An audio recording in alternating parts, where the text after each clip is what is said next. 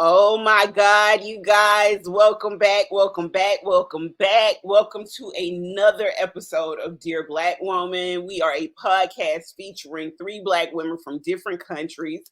I am your co-host, Cammie Red, and today I will be joined by my other co-host, Lauren Edwards, and Nicole, who is in Martinique at this time.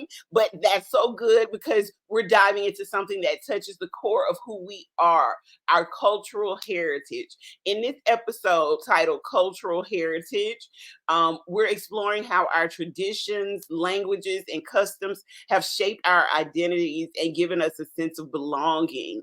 We'll be sharing personal stories about how connecting with our heritage has brought us pride, purpose, and strength. We'll celebrate the incredible diversity of Black cultures across the globe. So if you've ever felt the power of your own roots or you're looking to embrace them more fully, this episode is for you.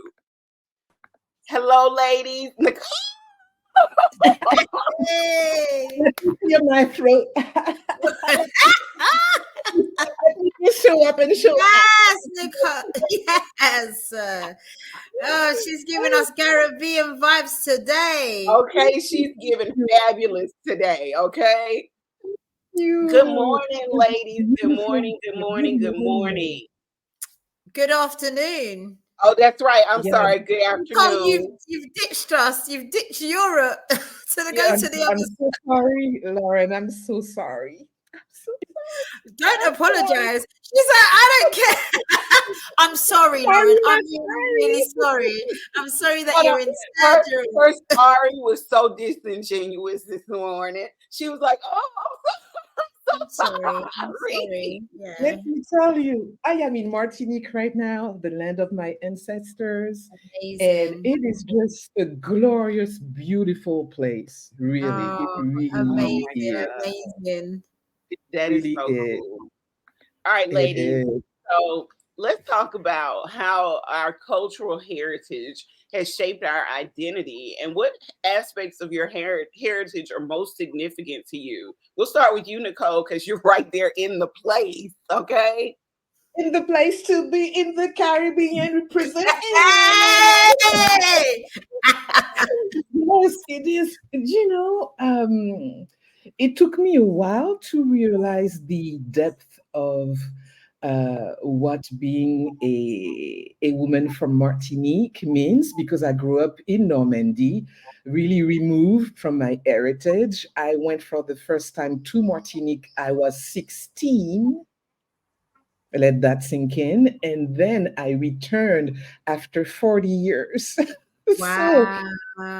Yeah. But there's a sense of You're going to leave it that this time, are you? No. There's a sense of belonging that I feel here. A lot of my family members are here. My dad is here. Oh, my aunt's cousins. It is rather special, I would have to You look say. so happy. No, you look like you're just Yeah. you're ready to pack up and not pack up. You're ready to just stay put.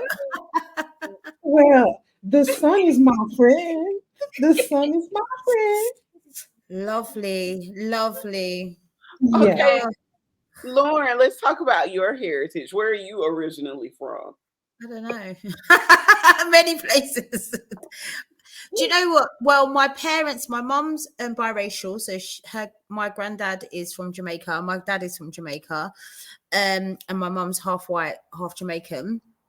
And I have been to Jamaica probably 7-8 times. We used to go a lot when we were younger for summer holidays and stuff, when my mum reconnected with her dad.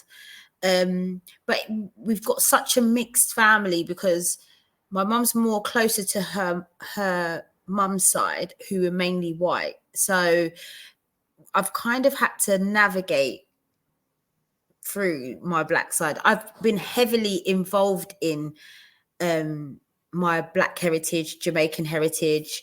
But then my brother is not so much, which is really weird. So we've been raised in the same household, but yeah, I'm probably tend to sway more to the black side, the Jamaican side. I listen to the music, I eat the food. Don't get me wrong, my brother eats the food, he listens to some of the music, but I think I'm more embraced. Like I'm always trying, if I can get to Jamaica, I'm there, do you know? Because like that is me. So yeah, I think I've had to do a lot of work myself on where I'm from, you know, or where my grandparents are from, shall I say. And it's been, yeah, a bit of a journey. I still don't really know fully what it is to probably go further than just my grandparents. I'd love to find out a bit more, because I don't, obviously when we talk about the Caribbean, that's not our origins, you see. So I'd definitely like to dive into that at some point in my life, see what I'd find. Well, I'm African American, so it makes me a mutt. But I think we can all say in some way, you know. So my heritage goes as far back as slavery, but both of my grandmothers are of mixed race. My father's mother is black and white. My mother's mother is black and Indian. We have just done the studies to find out where our tribes are. We are Blackfoot Indians. Wow. So when I say I'm a mutt, I literally mean Everything it. Like all in one. everything all in one. So I'm Southern Black American, and that's what I know. We've all done DNA tests and to find out but I'm just finding out that some of those DNA tests are not right. They weren't right when they sent it. They're not accurate. This is why I worry about them. I would like to, you know, because like I said, I think anyone living or coming from the Caribbean, to dig a bit deeper, you'd probably find that you might have Nigerian roots or Ghanaian roots, or, you know, so yeah, it would be very interesting. Look, right now, what roots have Nicole got? What roots has Nicole? Nicole ain't got a care in the world right now. Let me tell you how the ancestors works. Yes. So, you know, I am here to support my child, who is a filmmaker. Yes. And their movie gonna be part of a film festival here in Martinique. And so last night, my niece Sarah called us and sent us some information. She found about 100 of our ancestors. All the let me tell you, all the records, my great grandmother, my great like, because I had had a DNA test with a company named MyHeritage, and somehow everything linked. And Sarah was able to come up with some information. We had the birth certificate of my grandmother, my great grandmother. All the names popped up. We find out that we were free and that we own land. Wow. Oh. So we were talking about that with Alison yesterday, and my niece. We were like, "So what? So they were where is it?" What? We were like, "Oh wow!" So that it is just the most particular and the most amazing things. Like, it feels like the ancestors manifested themselves, like in support especially at of this my point. child. It really feels that way. Like they're coming out just like, "Oh, we here. We Listen, you had to step back into your cultural land in order for them to say, "Hey, Nicole, hey, Allison, we are right here. We're here to support you. You are not alone in this process." And that is so special. Alison was very touched by all of this, because like the showing of the movie is today, and that all that information came the day before. Like, Oh, yeah, yeah, we here, we support you, we that is support just you. incredible. It just seems to link everything together. Do you get what I mean? Yeah. Yeah. But let me tell you, the ancestors are have a way to show you they're here, they support you. It is that was wild. Yesterday was Okay, wild. Nicole, I have a question for you. Tell How me. has reconnecting with your heritage sort of influenced your sense of pride and self-worth at this time? There's no Well, you word can to see, express. right? Can you There's see? no She's word to beaming. express. There's no words to express how I feel. Knowing my ancestries, because it seems like my ancestors were kind of rebels or stuff like that. And I'm like, oh damn, Really, Nicole? like, Really? Really? I don't know. I mean, you would never guess. but it's just like, Oh, Did she freeze up? I am home. I am oh, home, and it feels really special. It feels really special right now. I love It that. really I does. love it. It really Now, does. are there any specific cultural or family traditions that you feel like you're going to carry forward, or when you leave, you're going to take with you? Oh, you know what? Yeah, there's so many things I want to take with me. First of all, I want to be here more often. she's not gonna. Hello. She's not taking with her. She's taking herself over. Yeah. Winter in France, here in the Caribbean. Oh, okay, that's Yeah. a Yeah, no-brainer. so Yeah. that's what But she's going to do. When it turns cold in France, she's going to yeah, Yeah. Yeah. yeah. But the thing that I really want to make a point of is really to stay in touch with a lot of my family members, and make sure that I see them on the regular. For those who are in France and when I am in Paris, to really take the time to spend some time with them. How many of your And family members are actually in Paris? we are all over. I have plenty of cousins and uncles on my mom's side that are here and also in France, in Paris, but Okay. also on my dad's side as well, because my dad had like 17 brothers and Oh sisters. yeah. So they kind. I said it yesterday. Your granddaddy was a Rolling Stone, okay? Like he was getting it He in. rem- Listen, he had a first wife, my grandmother, who passed away, and then he remarried and had more kids. More children, just He had more. Just 12 go more, for it. Why not? You see what I mean? Don't worry Yeah. about how they're going to be raised. Just go for it. They Just look after keep But each talking you know other. about what? Back then, having a big families was a sense of Exactly. pride. it Exactly. was. My grandmother It Exactly. had was. 11 kids. My father's mother had 11 kids. My mother's mother had 10 kids.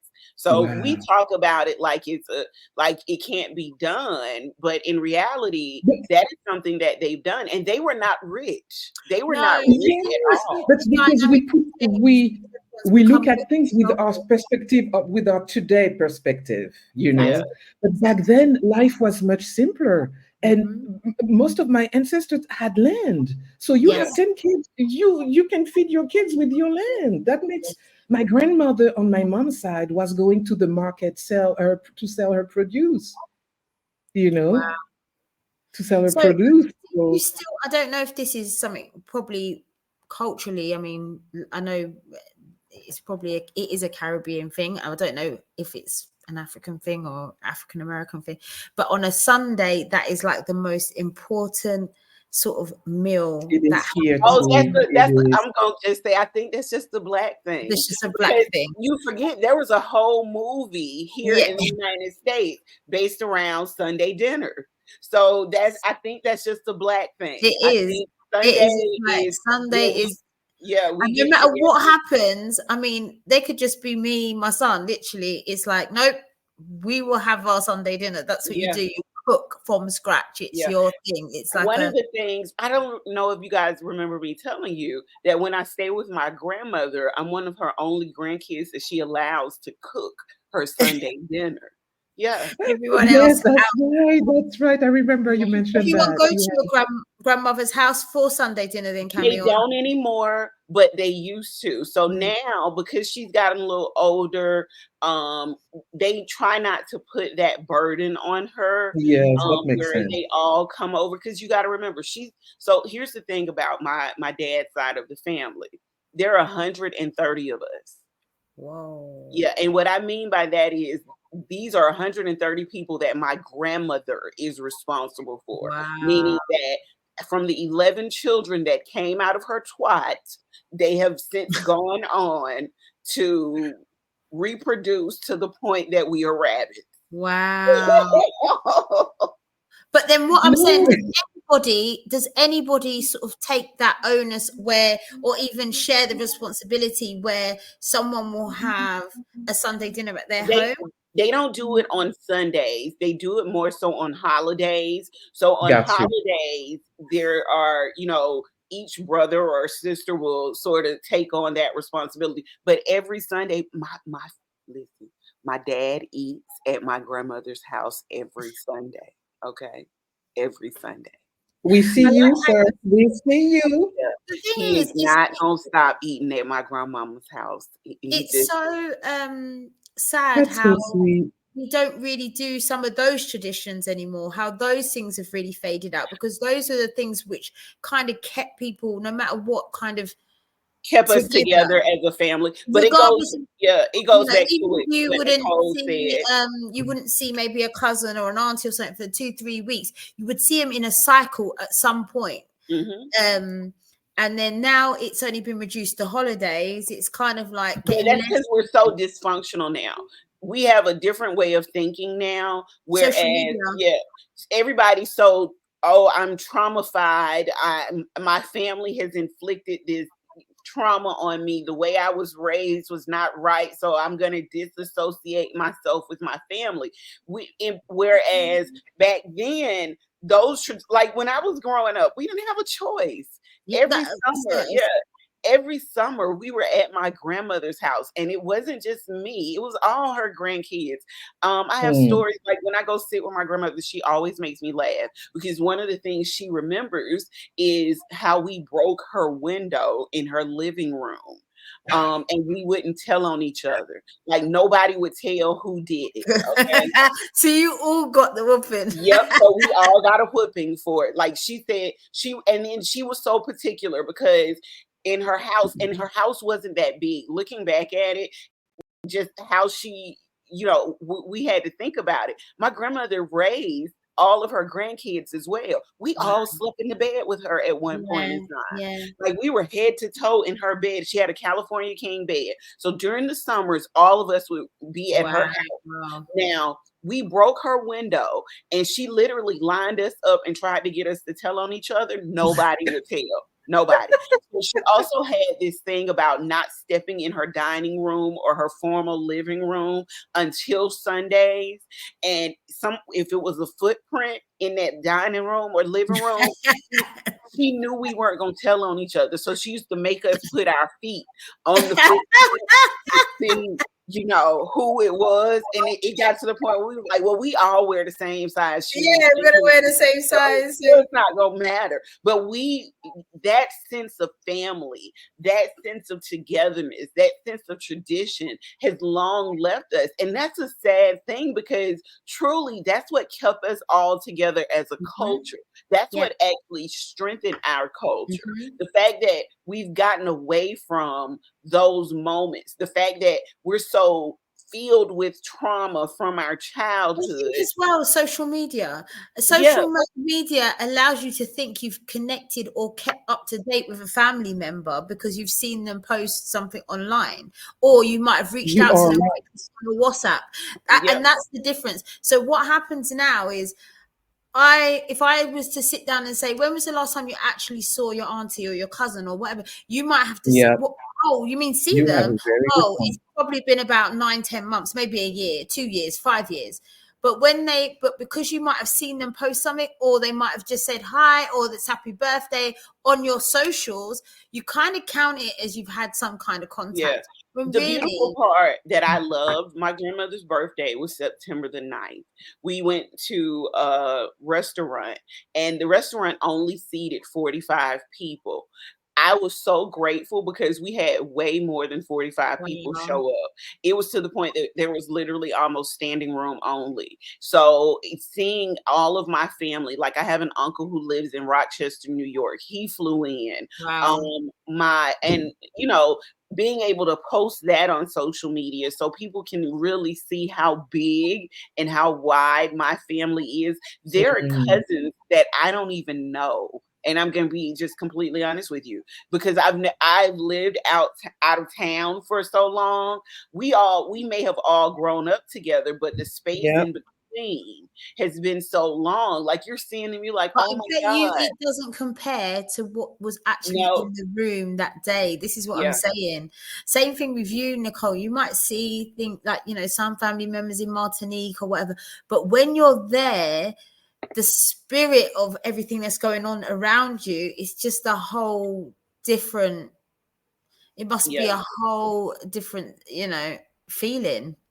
It really is. It really is. I don't It know. Do really you guys? is. I mean, this is why I think, like you said, is it a heritage thing or is it a black thing? Because even when you look back to grandparents, great grandparents that had plastic on their sofas, you could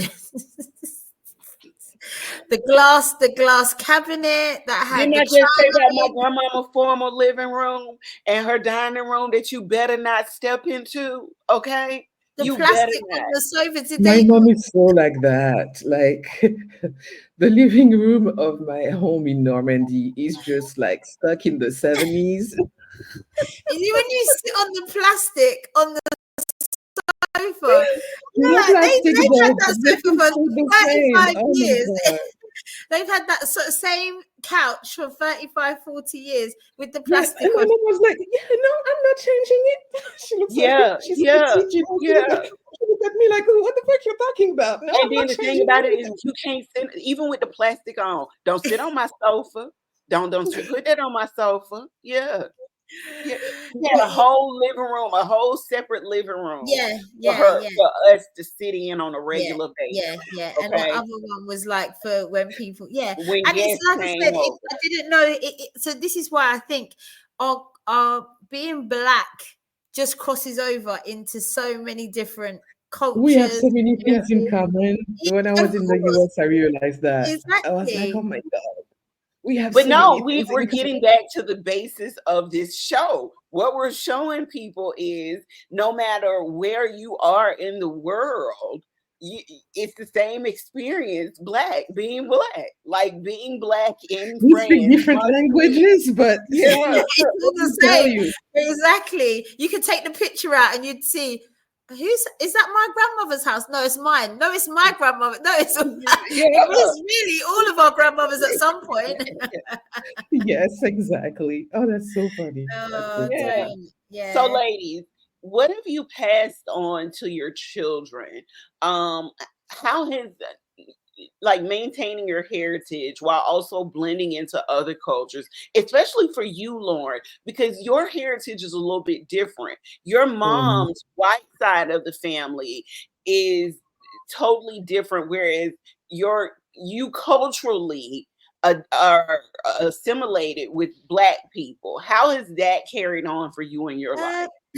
so for me, what I've handed down to my children wholeheartedly, I'm heavily into reggae music, and when I mean reggae music, I'm talking. My dad was quite big in the music back in the 80s, so he had one of the first sort of record shops here, and he used to produce a lot of reggae music and something called Lovers Rock, which they kind of Lovers Rock is kind of like a mixture of soul and reggae, kind of, but it's a very British kind of genre, and he was quite into that, and a lot of reggae artists from Jamaica. So I love old reggae music, like I that is agree.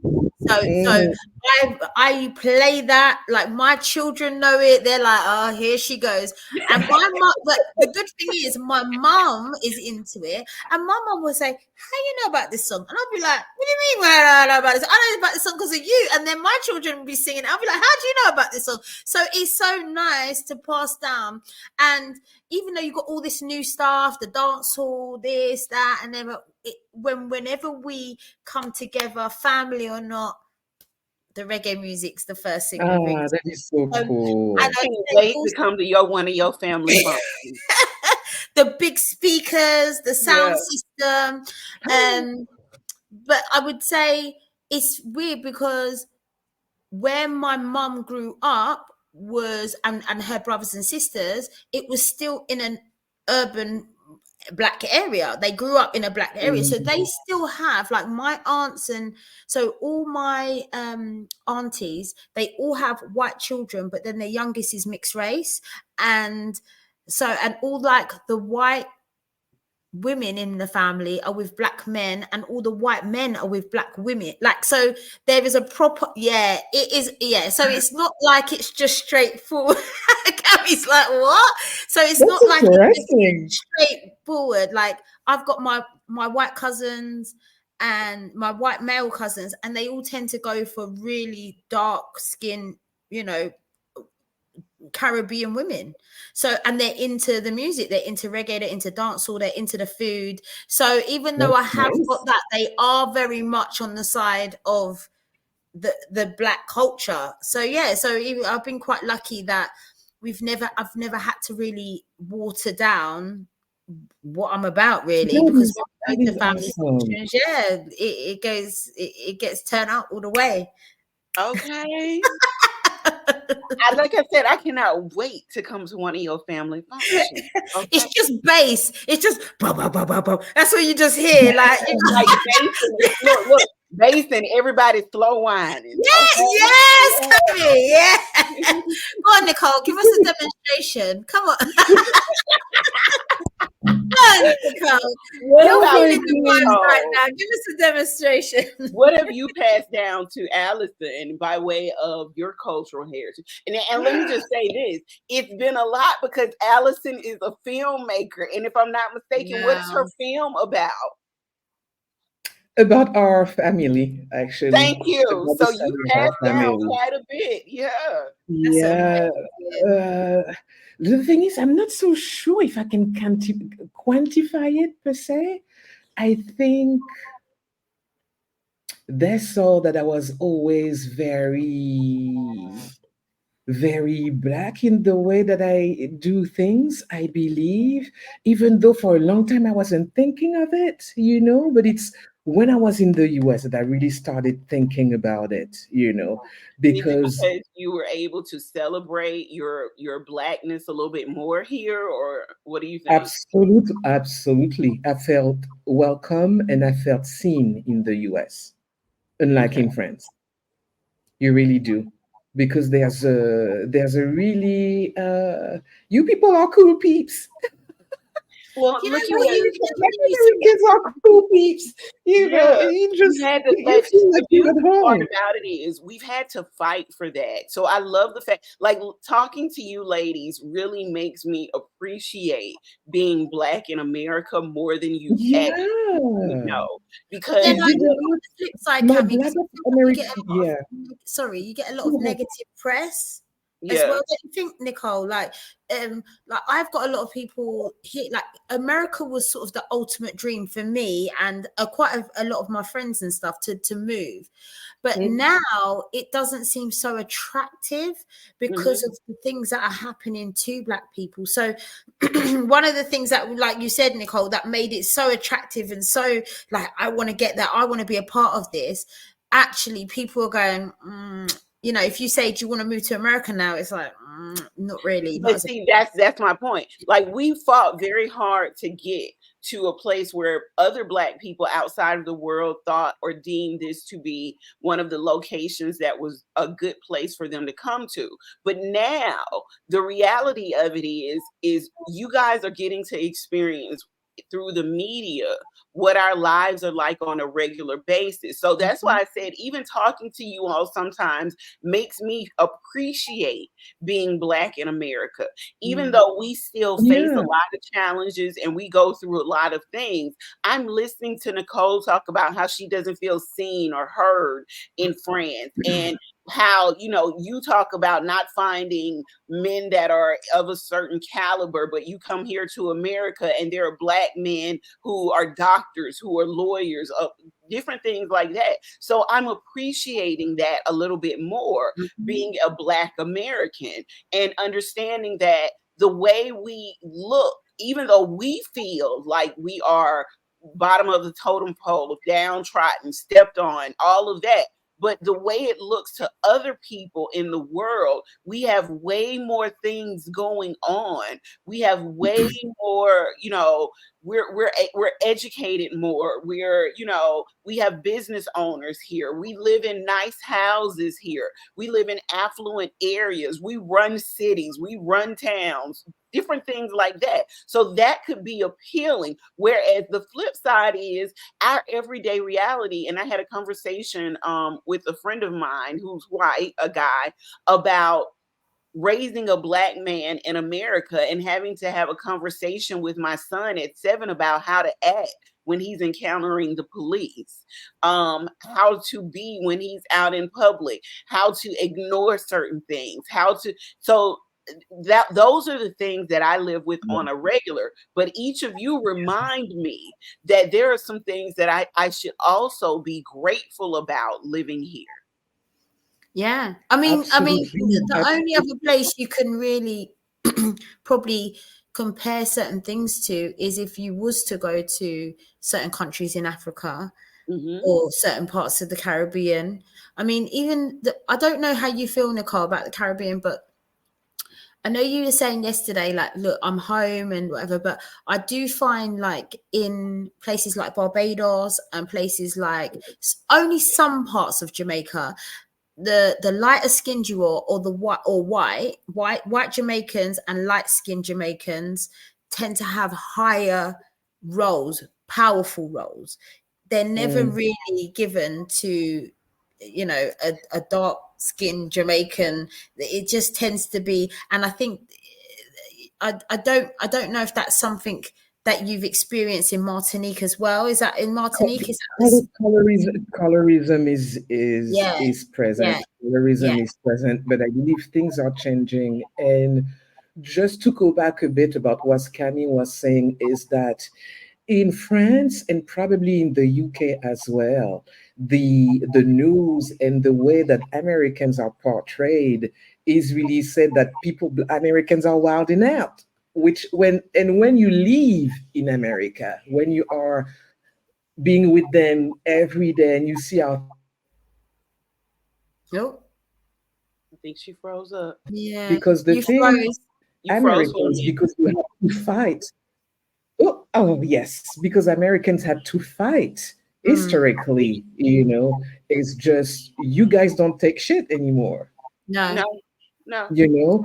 I've found black people being very subdued in France, and that Yeah, to well, me that is you say bothersome. that, but I think we in the UK always look at France like they don't take shit. We look at we always make jokes about that. Yeah, we make jokes like, listen, if this was France, this place is getting burnt down. Like every minute, we would say something like, like That's in the UK, interesting. I think has got the most amount of. We are we are a country of people that just roll over and take it. You know We what made me feel good? And this is something sort of stemming from America. The George Floyd incident woke us up to how much people pay attention to Black culture in America. Yeah. Because it was an incident that occurred here in America, but it gave voice to Black people all over the world. Like that gave me chills seeing people in the UK everywhere, protest and get everywhere, upset and saying, hey, Hmm. we're Black too, and we're everywhere. going through some of those same things. And it wasn't just there, it was in France, it was all over We the ripped down. world. They ripped down Yeah, because statues. I mean, I've never seen people come together like that. They rip down Let me statues. tell you, They made road black get men get killed and abused. Yeah. was in France. Did they do the same sort of thing in France, Nicole? Because I didn't see. There's plenty of things that are happening. It's because people are not like people, pointing the fingers to America, but we are not treated better. No. We are not treated better. I We mean, are not treated we had better. an incident here where an athlete, she's a team Olympic athlete. She represents Great Britain, and her fiance was in the Olympics and he represented Portugal. They're both black, and they got pulled over in the UK by the police with their newborn baby that was 1 week old and arrested and pushed face and get out the car, 1 week year old. Oh, we can smell weed. These are Olympians. They're Olympic athletes.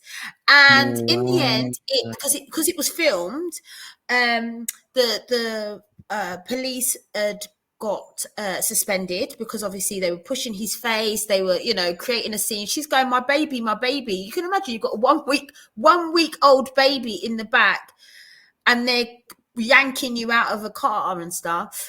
This is So they got wicked. suspended, but they've just been given back their jobs, all the police, after Well, doing see, let's talk See, about that in here. America, something like this Yeah. would not go. No. So yes, it would actually, it'll be okay. So let me just say this. Yes, we do fight. Yes, we do protest, but that does not stop it from happening. No. Every day in America, a black man is murdered by the police. Every day Unfortunately. in America, a white police official is let go or released from their the being a target of a criminal investigation. And I don't mean just black men. They kill our children here. They kill Yeah. women here as well. There was a story recently about a young lady where they were supposed to be doing a welfare check on her. They were in her house and a police officer shot her dead in her kitchen. All because he said he feared she was going to throw hot water on him. Shall I tell you the Yeah. other thing? That's a massive problem here, is that part of them thinks that there's not enough police, so they'd rather keep the crap that they've got than actually have less police. So they're just like, look, we haven't got enough police anyway. There's not enough people going into the police. And the ones that are probably a bit... So they're like, what can we do? It's either we have no police or we keep the ones that... That's why you've got I mean, in the UK, it's gone crazy. It's gone crazy here. So we are simulating a lot of stuff, not to the extent, Cami, of what you are, but there's a lot of things that are happening and have been happening for many years. I think it's just social media allows for bystanders to film it now, and bystanders have... where you might see a young black boy that's yanked out of his car. You've been selling drugs. You've been doing this. You've got people now that have come out and film it now. And what I love is you can watch TikTok, and I love white allies. I'm going to say that. Yeah. What they will do is if they see a black person, specifically a black man, being pulled over by the police, they will pull over to the side of the road across the street, out of the interference from the police, because they don't want to be, and they will film the interaction, which keeps the police accountable. Now, do the police like it? Absolutely not. They don't like it, because what it's I think the issue is what happens after. Like, because you can have all the footage and all the evidence you want. The problem you've got is the after bit, right, Nicole? They don't get prosecuted for their crimes. And that's sort of like what and here we're going to sway off of politics in a few minutes. What's going on with Donald Trump? He can't be persecuted for his crimes because now the U.S. Supreme Court has ruled that presidents can't be held responsible for crimes that they commit. Donald Trump is a 34 times felon. They have literally... You can't write this. And this is why across the world, the US are becoming a laughing stock because of him. because Yeah. of what they allow him with this Well, man. ladies, let's No, keep it actually, you need real. to be precise. You need because of him, but the white laws that Yeah, I was maintain going to say that it's not just supremacy. because of him. Let me explain something to you all. Donald Trump is a character. And I mean that with every essence of everything in my body. And what I mean by that is he's playing a role. Go back to some of his early years and early things that he did. So I like to talk about this because I wrote a book about this. And I wrote a book about running your business and marketing the way that presidents run for office and run for election. One of the things that I discussed is what Donald Trump does. And when I say this, you're going to recognize it. Donald Trump does what's called the Nixon effect. That is where he plays upon the fears of the lowest people in the Yeah. country. He has done that for years. The first time he ran for president, it was against the Muslims, and it's always been against the Hispanics. So when he first decided he was going to run, he was actually in California, and he was toting around Black families with him. Okay. And he was talking about how these Black people had suffered massive losses because of the immigrants that were coming into the country illegally. Then he switched up and he started talking about how the Muslims were taking over our country, and he wanted white people to live in fear of what was going on in Afghanistan and what's been going on in Central Africa type of locations, the Middle East. He ran off of that. Now, oh my God, one of my favorite commercials from him, because I get a laugh out of it every time it comes on the TV. There is an ad where he's talking about Kamala Harris, and what he says in the ad is, she's not going to protect people like us. Sorry. Oh, what?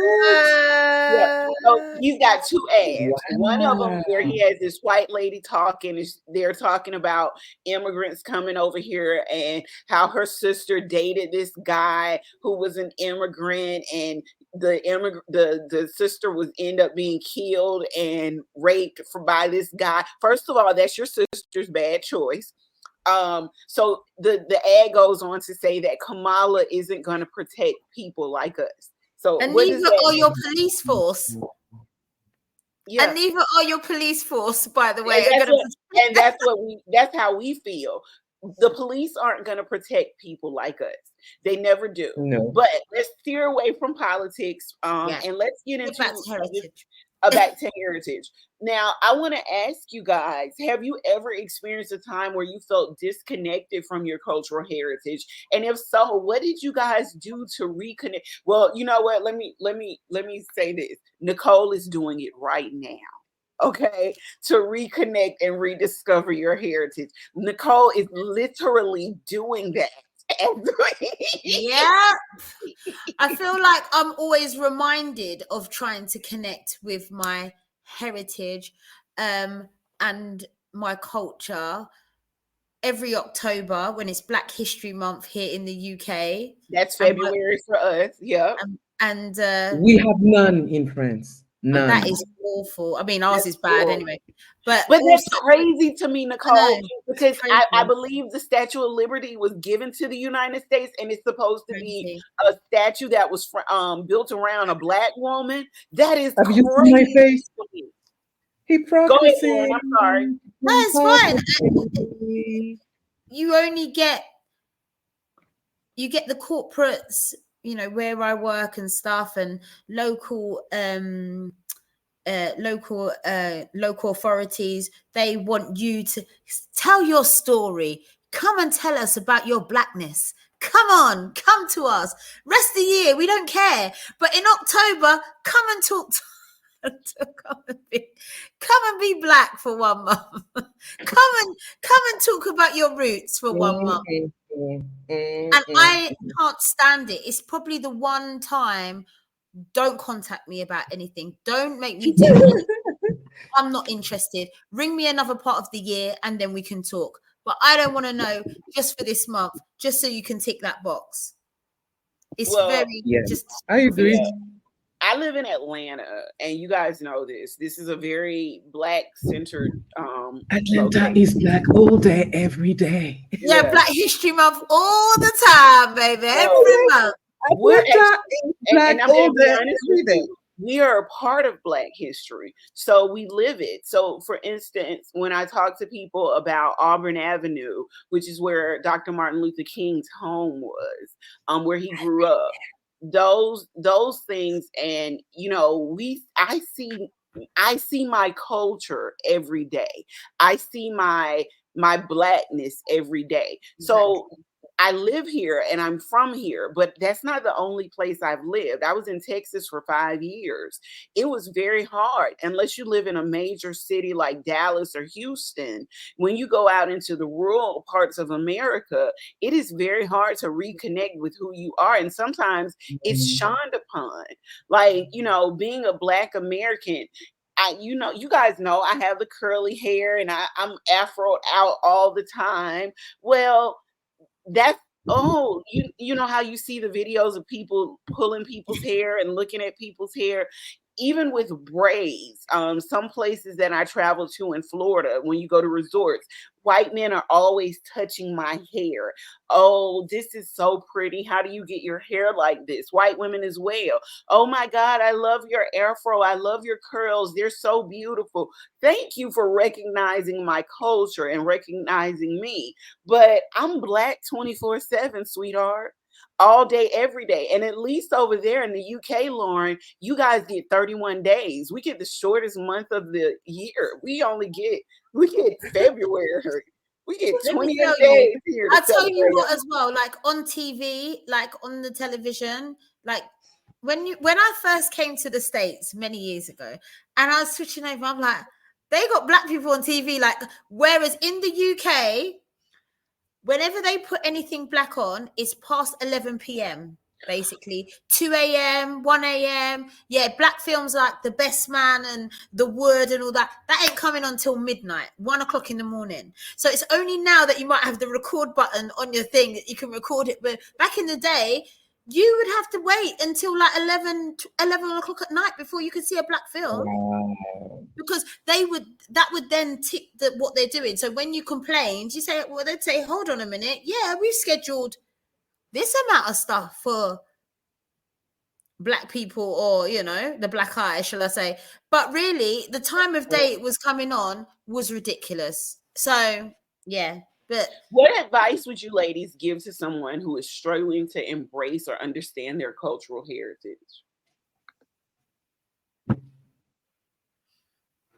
Do research, ask questions. Your family members are going to be able to tell you things.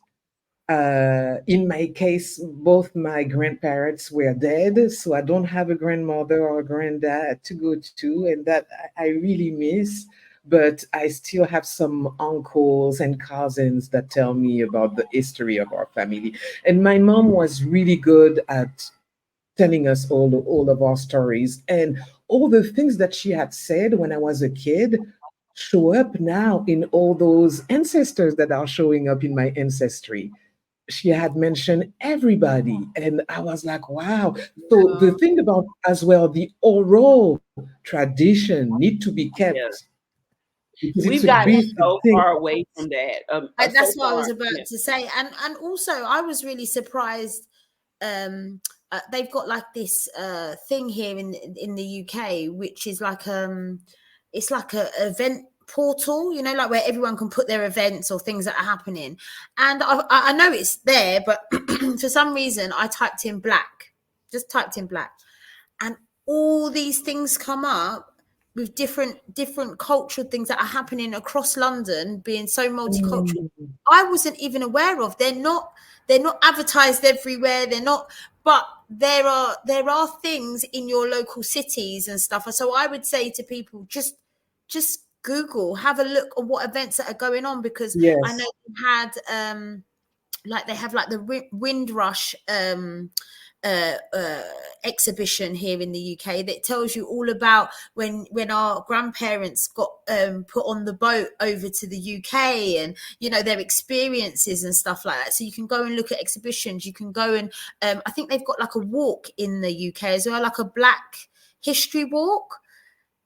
It's something these things are the things I would look out to do, because it doesn't necessarily have to come from family. It can just be in your local area or where you live. Okay. Okay. Yeah. Yeah. Here in the United States, I'm going to just be honest. They are starting to erect Black history museums in various cities. Here in Atlanta, you can go on a Black history tour that takes you to some of those parts. They have a Black history museum, I believe, in Birmingham and in Selma, Alabama. They have Yeah. one in Ohio. They have a few places. But again, our culture is so rich here because we fought for it to be that way. Like we Yeah. fight every day. We, like you said, how they were tearing down statues in the UK over the George Floyd thing. They're doing that here still every day. See what I mean? And that's the difference. We die down. We Yeah. die down. We put it down. We put our tools down, and we kind of like, okay, we done our bit now. All right, ladies, let's look at our last question that I have for you all. In what ways do you see our younger generations either embracing or moving away from their cultural roots? And how would you encourage them to take pride in their heritage? Let's start with you, Nicole, because you and that fan over there in Martinique is giving life. She's And I got the say, outfit on and everything. yeah, that's just supporting my child. But the thing is, with Allison, they were always very Black from the get-go. Mm-hmm. And because her dad is African, I Wow. think, you know, they are rebellious and inquisitive and all those things. And I think that what makes a Black person that wants to do things for their community, and me, but just being there by really doing research as well. And I really want to have some time to do this and get to know more as well, so we can share things together. They are teaching me a lot of things, actually. So it's kind of a journey that we are taking together, and it's really cool, I have to say. It's really cool. Yeah. Okay, Lauren, what do you think? Do you know what? I just think find something that means a lot to, like I said, for me, it's the music. Find something that Yeah. means a lot, that brings you together, whether it's food, whether it's a gathering. I mean, in the UK, like they love like a christening. That is a massive thing. When you have a christening of a baby, it's party, party, party. Yeah. Just find something, and always kind of make sure, for me, just make sure that your children know how important it is to keep it going. Like for me, like I said, it's music. So every week you'll hear me, blasting out the music, and my children need to listen to it. They're not going to tell me that it's too loud. They're not going to tell me that, oh mom, why are you playing this again? No, we're going to play it over and over again until you understand it. Yeah. I think it really gets back to the point of getting back to those traditions, even though in this day and age, we don't really like to be traditional, this, that, and the third, or that's just the perception that's given. I think it's got a lot to do with getting back to those traditions of what we used to culturally do, because it sounds like it's not just an American culture or UK culture or Caribbean culture. It's a Black cultural thing. Mhm. And if we get back to some of those traditions of gathering together around food, enjoying music without, the pretense, honoring our ancestors, honoring our elders, get out of this mindset of selfishness and me, then we would be able to see our cultural heritage a little bit different than what we're Mhm. seeing it now. Because I'm like you, some of the things that we are used to doing are dying away. Some of the things that, we are used to having a part of our lives are dying with certain generations. So we need to sort of pick up the torch and move forward. Some of us in our mid ages are sort of lackadaisical in making our children participate in things. But if I'm not mistaken, my grandmother and my father made me do so many things that I didn't want to do. And now we're like, oh, children should have a choice. But is that really helping our children or is it hurting them? I think we should definitely focus more on the cultural aspects of things and how we're losing our culture and how we're being assimilated into other cultures and how we are not really focused. We're like, oh, it's okay, but it's not okay. No, it's not okay. Yeah. You're right. You are right. I think like you said, I think it's just a black culture thing where we're just moving away and technology's taken over and all these other things outside have just taken over. And we've just got to kind of try and, even if it's something small, just make sure it's embedded, Yeah. All right, ladies. Well, we are going to wrap up today's conversation. Nicole, before we wrap up today's conversation, spin that camera around and show us all where you are. I was just waiting for that. I was waiting for that. Look at you. This is my view. And look at the water. Do you guys see the water over there? That is so beautiful. The sun this morning set right there on this veranda, and it was just perfect because we saw the sun in the morning and the birds. There were hummingbirds and all kind of little birds coming in this morning. It was glorious. My God, we're very jealous of you right I know. How many episodes have we got to do before Nicole's back in France? Because that's what I'm coming back for. And next episode. So next week she'll be in Martinique still. Okay. So and I'll be darker. Because the sun and I are friends. I'm gonna go and lay on the sunbed now, guys. I'm gonna go and lay on a tanning bed. Listen, I just cannot wait for all of us to be here. I know, right? Wow. So I'm excited about that, okay? Because Lorraine, after that, you can go and jump to Jamaica because it's not going to be that far. We can jump to Jamaica. Let me tell you, though, at the end, in December, there's a Caribbean airline company that's going to be linking Martinique, Guadeloupe to all the other islands, Barbados and all that stuff. So that's going to be easier for us to do a Caribbean tour, correct? Wow. This is where I can jump over to Jamaica. Hold on. Is it not we can jump over to Jamaica? No, Nicole says she's not leaving Martinique. Okay, she is home in Martinique.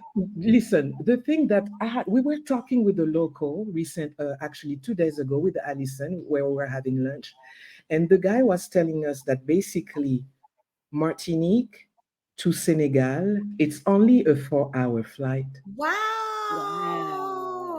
Really? So listen to this. All those big companies, they don't really want to have a black triangle deserving all the Caribbean, Africa, and they don't. So I'm putting this out there because there's enough black billionaire to make this shit happen.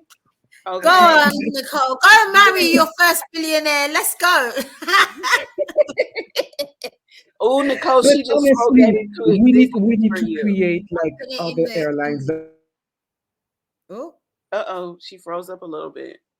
But Caribbean, and because it's a damn shame when you see all the things like this. We should be able to go from island to island, whether it's a French island, an English island. We should all be able to do business and communicate much more easily. Yes. All right, in December we'll be able to. We will. Yes, I know. Okay, ladies, we're going to wrap up today's show. Nicole is in beautiful Martinique celebrating her life, her heritage, and congratulations to Alison. Congratulations, Alison. We're so very proud of you. Yes. And Lauren over in London, what is the weather like over there? Is it getting cold today? No, it's sunny today for once. Listen, that's why I didn't mind doing this today because it's actually sunny. But you know what? If it's raining next week, Nicole, forget it. I ain't coming on. I ain't coming on this show next week. I would not. As Nicole will still be in Martinique. No, Okay. Yeah. no. All So right, Yeah. ladies. Thank you all so thank much. you. Thanks, Cami. Thank Thanks, you, Nicole. Kemi. Oh, Lauren, it was lovely to see you, ladies. Okay, ladies. So the book says learning about your history and culture can be empowering. It connects you to your roots and provides a deeper understanding of who you are. Celebrate your traditions, your customs, and your language. They are part of you and a testament to your resilience and your strength of your ancestors. So again, as you all know, ladies, this podcast is built off of a book called Dear Black Woman. And I want to just say thank you for joining us today on this podcast. We hope that this conversation about cultural heritage inspire you to reflect on the richness of your own roots, the ways that they shape who you are. Embracing where we come from can give us the strength, pride, and purpose in the present. And we hope this episode encouraged you to celebrate your own heritage, get together with your family, and talk about those traditions that have long since left. Now, if you enjoyed today's discussion, please share it with someone who might need a reminder of this. Also, don't forget to like, share, and follow us. And we have something new coming. We do have a Dear Black Woman magazine that will be digital and in print. So I will be giving information about that. And I will be dropping the link on next week's episode so that you can log on, subscribe. Now, we often talk about leaving your videos, leaving us messages. You can actually upload your videos and your messages to our website starting next week. And a special thank you to Rabbit Productions for the music that keeps our conversation flowing, the intro and outro music. And until next time, you guys, stay proud, stay rooted, and keep honoring your story.